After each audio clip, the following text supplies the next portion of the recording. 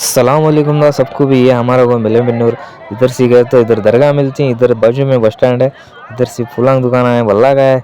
होते मैं निकलता हूँ कमान नली का, नहीं कमान नली का तालाब है। सुबह शबनम पड़ी सो भी इससे भी अच्छा प्यारा दिख रहा था, माशाल्लाह अच्छा दिख रहा था। अच्छा मैं निकलता हूँ खेड़े को जाना, अगर बोल को यहाँ से देखेंगे तो ये मौसम जाना वल्ला के आते है खेड़े में। होते मैं आया खेड़े का, नहीं इसे कॉल करा इन्हें आतूँ कर बोला होते गाड़ी गीड़ी लोड कर ले को कॉल करा, गाड़ी लोड करा आया। फिर यहाँ से निकलता हूँ मैं खेड़े में से, ईद अच्छी कहती खेड़े में। ईद रहने की वजह से मैं यहाँ क्या हुआ कि अगर बोल को देख लो अद में कलर ट्रेडिंग गेम देखेंगे नहीं, वैसे गेम खेलने बैठे हैं बॉक्स के अंदर बॉल सट ले वो कलर आना चॉइस कर रहे हैं। होते हम क्या तो भी कर लेंगे, अगर बोल को मैं आ गया है।